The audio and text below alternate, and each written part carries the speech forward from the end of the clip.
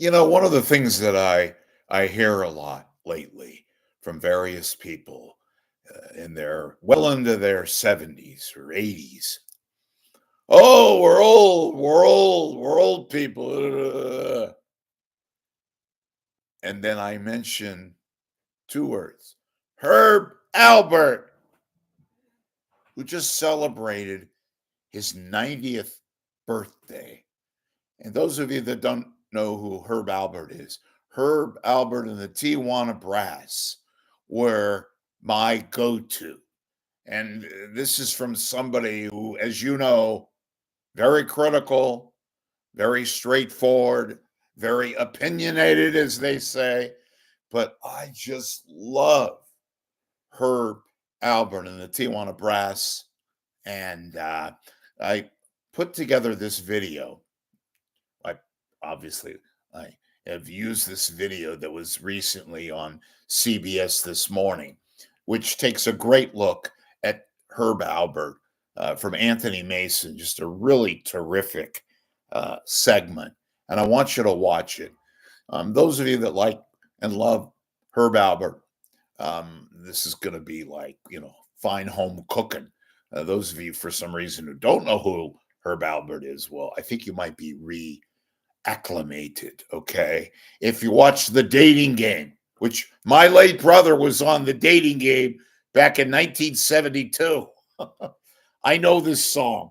Or do you remember the movie? A very distinctive James Bond, yeah, believe it or not, movie from way back in 1967 called Casino Royale. Well, Herb Albert wrote the opening theme song of Casino Royale.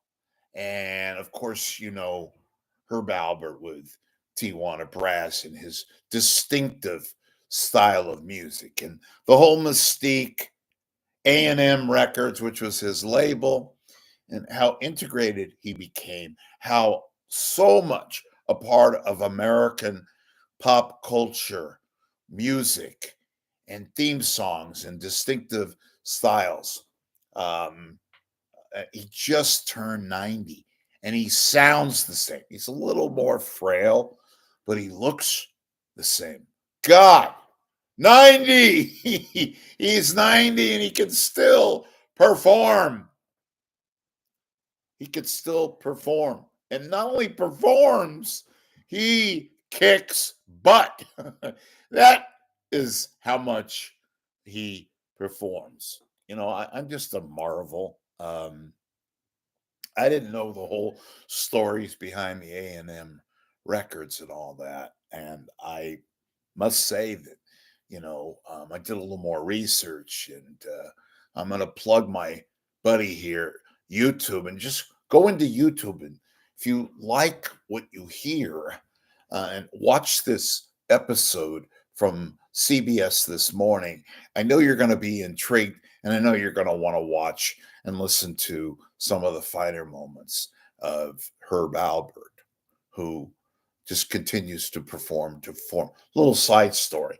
He played in the Bay Area last year, October, in Walnut Creek, and I could not make it.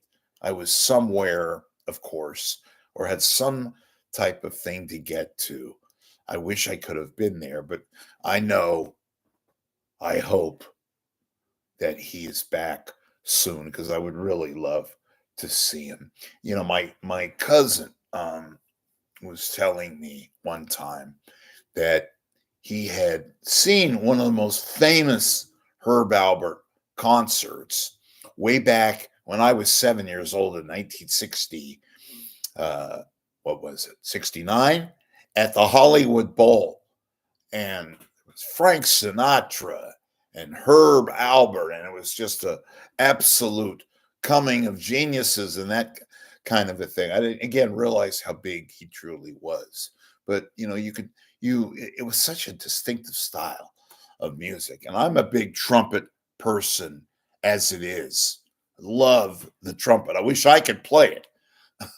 Wish I could play the piano and play the trumpet. And, I remember distinctively growing up as a kid with the cello that almost ambushed me directly and indirectly, and almost became a fatality because the cello, which I couldn't play, had no business carrying around, other than the fact that one time my cello almost ambushed me. That would have been quite a story.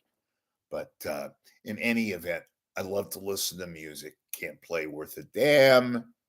Maybe the harmonica every blue moon, but I think you'll enjoy watching this again. Anthony Mason is the correspondent on CBS this morning, and it truly is a joy to watch and to listen to and observe this magical moment. Not to mention the fact that the guy is still becoming even more and more popular, if you could say that, and not showing any signs of slowing down, even at the ripe old age of 90. Again, to celebrate his birthday. Happy birthday, Herb Alpert. Thank you for being such a magnificent presence in American and international pop culture. Keep it going, brother.